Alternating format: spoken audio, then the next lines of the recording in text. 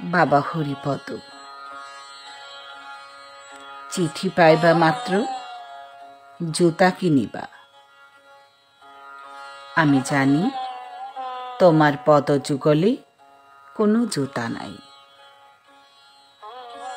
জুতা ছাড়া ঢাকা শহরে তুমি চলাফেরা করিতেও পারিবে না। শুনিলাম জুতার দাম আগের মতো নাই। আরো শুনিলাম ঢাকা শহরের একদল লোক সারা বছরই রাস্তায় খাল খন্দক কাটিতে পছন্দ করে।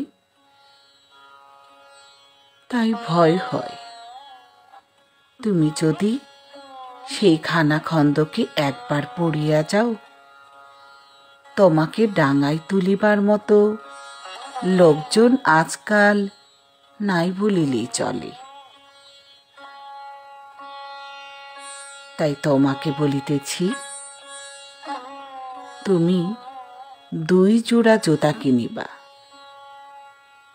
1 জোড়া তোমার জন্য, আরেক জোড়া মুক্তিযুদ্ধের নামে।